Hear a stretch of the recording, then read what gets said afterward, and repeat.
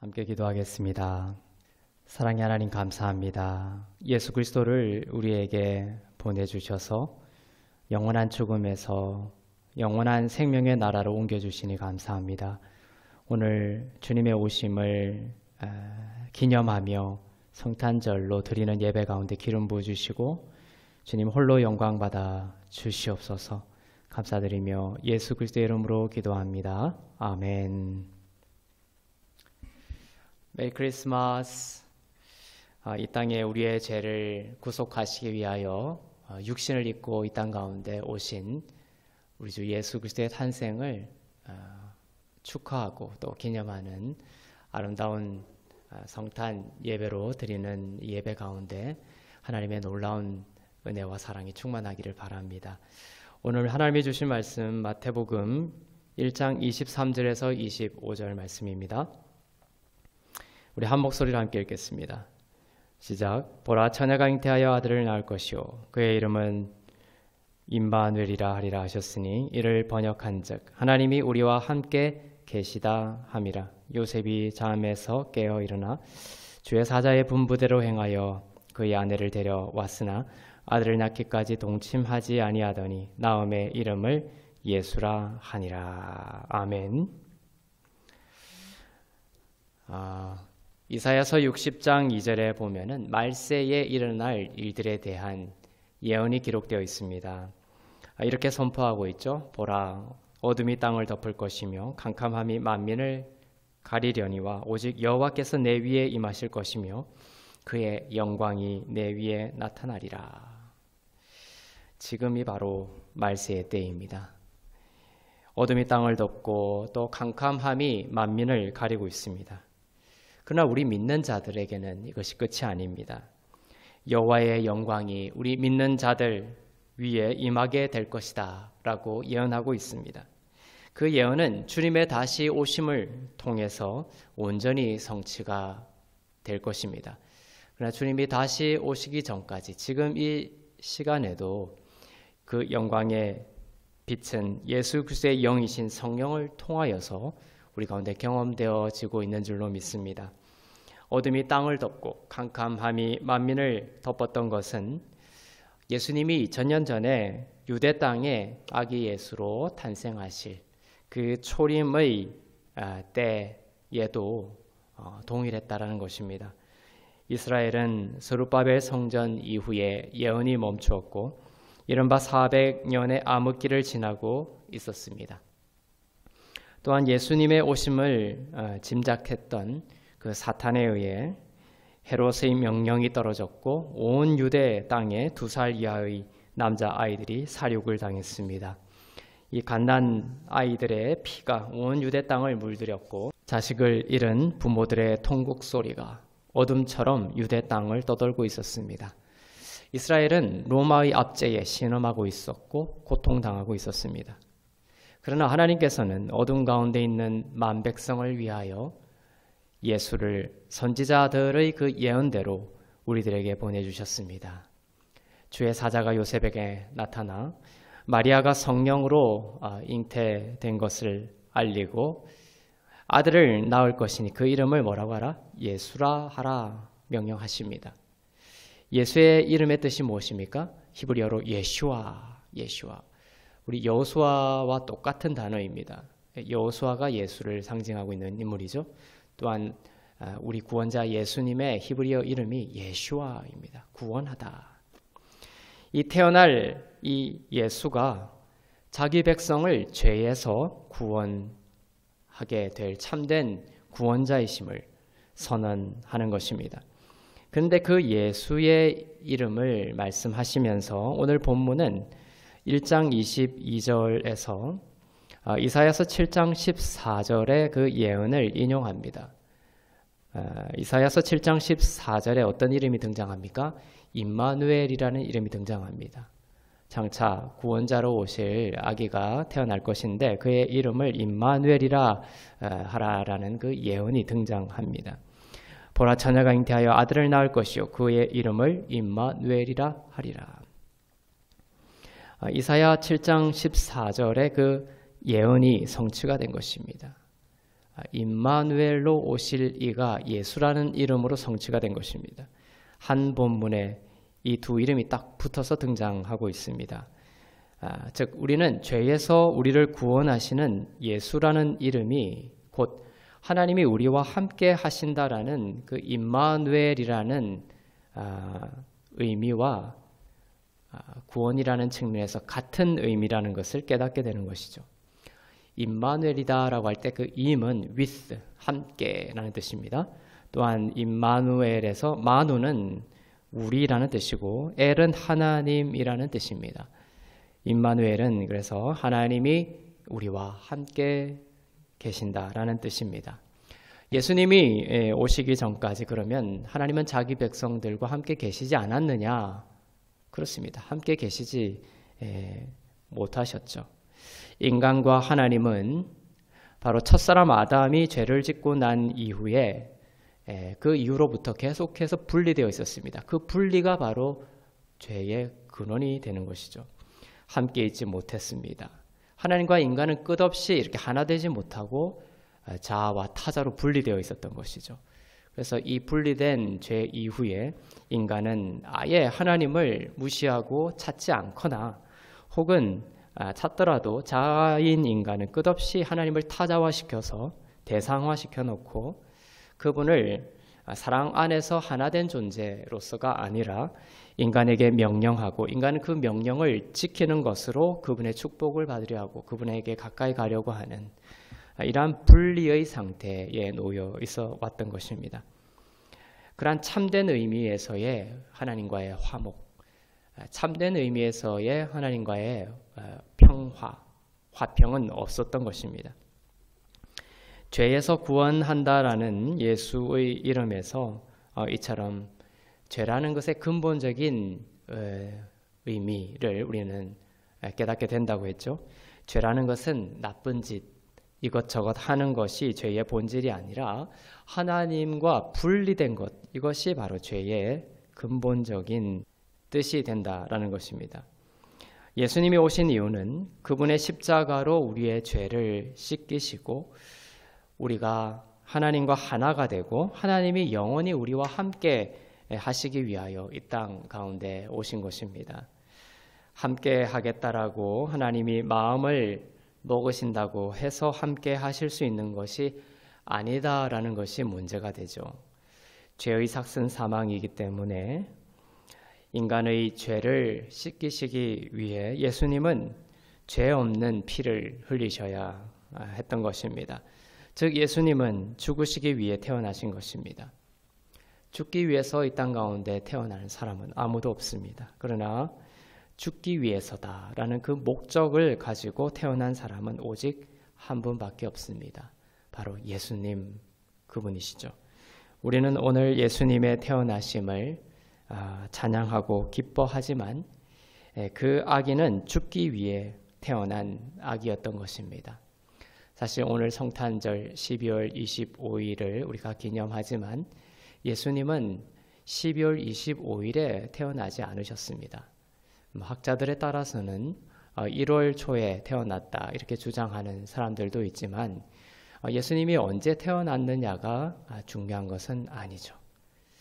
예수님이 태어나신 이유가 무엇이고 예수님이 태어나신 그 목적이 무엇인지를 깨달아 예수님을 믿음으로 받아들이는 것이 우리가 예수님의 이 태어나심을 기념하는 참된 의미가 될 수 있겠습니다.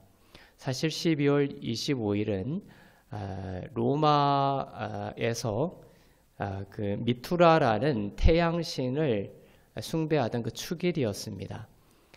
로마에서 12월 25일을 그 태양신 미투라의 축일로 지냈지만 기독교가 로마의 그 국교로 공인되면서 그동안 미투라의 축일로 섬겼던 12월 25일을 성탄절화 시켜서 지내오고 있게 된 것이죠. 그래서 어떤 분들은 12월 25일을 성탄절로 지키면 안 된다. 뭐 이렇게 얘기하는 분들도 있습니다. 그 마음을 이해합니다. 하지만 우리가 이 성탄절을 오늘 예배드리면서 나아가는 것은 절기를 지킨다라는 의미가 되어서는 안 되는 것이죠. 바로 날마다 이 성탄절의 의미가 우리 가운데 높이 기념되어지기를 바라는 마음에서 오늘 이러한 예배를 드리는 것입니다. 이 성탄절이 또한 또다시 율법이 되어서 12월 25일이면 일이 아니면 안 돼라는 식으로 12월 25일 날 어떤 성탄절이라는 예배를 드리지 않아서 큰일이 난다라는 식의 그런 율법적인 접근이 있어서는 안 되는 것입니다. 이 성탄절을 통하여서 365일 매일 그 매일이 우리의 삶 가운데 성탄절로 기념되어지고 기억될 수 있기를 바랍니다. 그것이 오늘 우리가 성탄절로 나아가고 예배하는 이유가 되겠습니다. 이처럼 예수님은 아기로 태어나셨지만 죽기 위해서 태어난 것이다. 그 세상 사람들도 성탄절을 기념하고 즐거워하죠. 선물을 주고받고 파티도 열고 합니다. 하지만 예수님이 오신 이유를 본질적으로 제대로 깨닫고 그 예수님을 믿음으로써 영원한 생명을 얻은 자에게는 오늘 예수님의 오심이 진정한 의미에서의 기쁨이 되지만 예수님을 믿지 아니하고 예수님을 배척하고 그 예수님의 오신 이유를 알지 못하고 이러한 성탄을 기뻐하고 성탄을 즐거워하고 파티를 열고 하는 것은 오히려 그들의 그 사망을 폭로하는 것일 뿐입니다. 이제 예수님이 오신 것은 믿지 않는 자들에게는 이제 정말 하나님의 그 심판의 시간들이 더 다가왔다는 것을 의미하기 때문이죠. 하지만 우리 성도들은 예수님을 나의 구주로 알고 예수님이 오신 그 이유를 알고 영원한 생명을 얻은 자로서 오늘 성탄의 기쁨에 참여하기 때문에 정말 하나님께서 기뻐하시는 예배이고 하나님이 기뻐하시는 찬송과 찬미가 되는 줄로 믿습니다. 동방 박사가 죽음을 준비하는 그 모략과 같은 예물을 아기에게 드렸던 이유는 마찬가지죠. 바로 이 아기 예수가 태어났지만 죽기 위해서 태어난, 십자가를 지기 위해서 태어난 그 분명한 목적을 가지고 이 땅 가운데 태어난 아기임을 말해주는 것입니다. 사탄은 아기 예수가 탄생하는 것을 계속해서 방해해 왔습니다. 첫사람 아담이 타락한 이후부터 사탄은 그 메시아의 탄생을 지속적으로 방해해 왔던 것이죠. 어쩌면 구약의 역사는 이런 측면에서도 이야기할 수가 있는 것입니다. 사탄의 예수 출생 방해의 역사다. 이렇게도 이제 접근할 수가 있는 것입니다. 그럴 정도로 사탄은 구약의 모든 지점마다 예수의 출생을 저지해 왔습니다. 에덴 동산에서 하나님은 뱀에게 저주하죠. 어떻게 저주합니까? 여자의 후손으로 태어날 인간이 내 머리를 밟을 것이다. 사단이 어떻게 패배할지를 예언했습니다. 그 저주를 받은 이후로 사탄은 자기의 머리를 짓밟을 그 아이, 여자에게서 태어날 그 아이를 태어나지 못하게 하거나 혹은 태어났더라도 곧 죽이기 위하여 모든 방법을 다 썼던 것이죠. 그러나 사탄은 전지전능하지 않기 때문에 번번이 실패해 왔습니다. 가인과 아벨이 아담과 이브에서 태어났을 때에 사탄은 생각했던 것이죠. 이 아벨이 그 아이가 아닐까, 나의 머리를 짓밟을 아이가 아닐까 이렇게 생각했던 것입니다. 그래서 가인을 통해서 아벨을 죽여버린 것입니다. 창세기 6장에 보면 네피림에 대한 이야기가 나옵니다. 하나님의 아들들이 사람의 딸들에게로 들어가서 네피림이라는 거대한 거인족들이 태어나죠.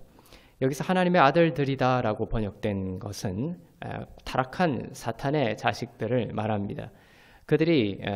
사탄은 바로 죄 없는 인간으로 태어날 인간 예수의 탄생을 방해하기 위해서 사람의 딸들에게로 들어가 그 태어날 아기들의 피를 부정하게 만들었습니다. 인간은 죄를 짊어지고 갈 수 없도록 그 피를 부정하게 만들어버린 것이죠. 처녀의 몸에서 죄 없는 아기가 태어나지 못하도록 노력했던 것입니다. 예수님이 태어나셨을 때도 마찬가지예요. 헤롯이 2살 이하 남자 아이들을 다 죽이라고 명령하죠. 그것도 사실은 헤롯 뒤에 조종한 사탄의 계략이 있었던 것입니다. 그러나 사탄은 하나님의 그 구원 계획을 결코 막아설 수 없었고 결국 십자가의 승리로 패배하고 말았던 것입니다. 왜 예수님은 처녀의 몸에서 태어나실 수밖에 없었나? 지난해 성탄절에서도 이야기했듯이 그 인간의 피는 모계로부터 형성되는 것이 아니라 부계로부터 형성되어 흘러가는 것입니다. 어머니에게서는 영양분을 받을 뿐입니다. 마리아는 요셉과 동침하지 않았죠. 마리아의 몸에 착상한 그 예수님은 부계인 그 요셉으로부터 영향을 받지 않은 아기가 되는 것입니다. 즉 아기 예수의 피는 부계와 무관한 피였던 것이죠. 예수의 피는 그러면 어떤 피였습니까? 하늘의 피였습니다. 죄가 없는 피였습니다.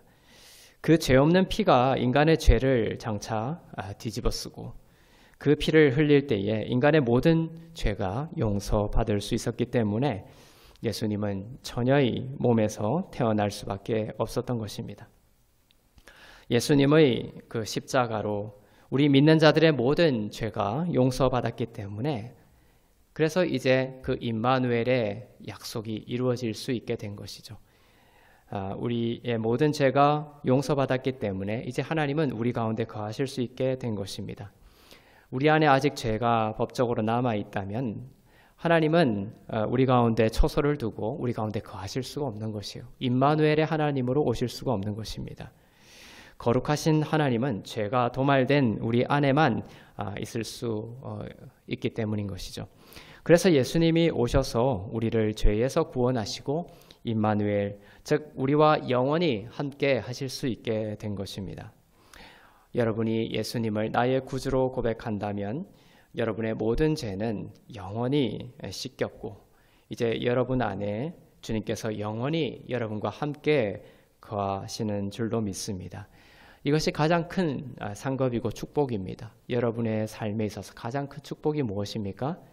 우리는 주님 안에서 여러 가지 물질적인 축복도 받고 또 혼적인 축복도 받고 또 육신적인 축복도 많이 받지만 가장 큰 축복은 바로 하나님이 여러분과 함께 하신다는 축복입니다. 임마누엘의 축복입니다. 이것보다 더 큰 축복은 없는 것이죠. 구원이라는 뜻의 예수와 하나님이 우리와 함께 하신다라는 그 임마누엘이 등치값으로 선포되고 있는 것을 보면서 우리는 바로 이 임마누엘, 즉 함께 한다라는 것이 얼마나 큰 구원이요 또한 사랑의 내용이라는 것을 알게 됩니다. 만일 귀신 들린 자가 있다면 예수님이 당신의 죄를 용서하셨고 당신과 함께 계신다라는 것을 선포하는 것만으로도 귀신은 떠나가게 되는 것이에요. 그만큼 임마누엘의 선포가 능력이 있습니다. 하나님이 우리와 함께 하신다라는 것이 그저 이루어진 것이 아니라는 거예요. 십자가의 능력을 통하여, 십자가의 승리를 통하여 바로 이 임마누엘의 역사가 이루어지게 된 것입니다. 구원이 이루어지게 되는 것이죠. 그래서 우리 하트교회의 모든 사역은 이러한 임마누엘의 사역이 되기를 원합니다. 우리가 전도도 하고 선교도 하고 또 봉사도 하고 또 여러 가지 헌신도 하겠지만 그 모든 하나님의 일 중심에 우리 교회는 이 임마누엘의 가치가 흔들리지 않는 가치로 자리매김할 수 있기를 바랍니다. 그리스도의 사랑이 함께 있도록 해야 하고 또 우리가 서로 함께 포도나무이신 생명나무이신 예수 그리스도께 붙어있는 연결된 가짐을 서로 느낄 수 있고 또 경험되어질 수 있도록 하는 이런 임마누엘의 사역, 이것이 모든 사역의 기초가 되어야 될 줄로 믿습니다. 임마누엘이 아니라 서로 분리되고 고립되고 격리되는 것을 통해서는 충만한 구원을 경험할 수가 없다는 것입니다. 죄 가운데 태어난 우리는 그냥 혼자 있는 게 편할 때가 많습니다. 함께 한다라는 것이 짐으로 느껴질 때가 많고 또한 사실 귀찮을 때가 많기도 합니다. 그러나 하나님은 우리가 함께하는 것을 통하여 임마누엘이라는 가치를 통하여서 하나님의 나라를 이루어가고 구원을 이루어 가신다라는 것이에요. 육신의 생각을 넘어서 이 임마누엘의 가치를 우리가 회복해 나갈 때에 나도 살고 교회도 살고 잃어버린 자도 살게 될 것을 믿습니다.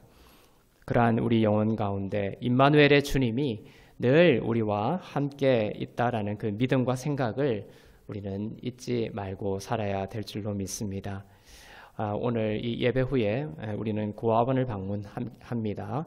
이 코로나 때문에 모두가 갈 수가 없고 대표로 몇 분만 가시지만 이 발걸음과 마음이 임마누엘의 모습으로 아이들 가운데 성령을 통하여 역사되기를 바랍니다. 그리고 사랑하는 성도님들의 인생 가운데에서도 바로 이 함께하는 것으로 임마누엘의 이 구원을 이루어 나가는 그런 놀라운 사랑과 용서와 임마누엘의 인생이 되시기를 이 성탄절을 맞아 주님의 이름으로 축원합니다. 기도하겠습니다. 사랑의 하나님 감사합니다. 오늘 말씀을 통하여서 임마누엘로 우리 가운데 오신 주님을 찬양합니다.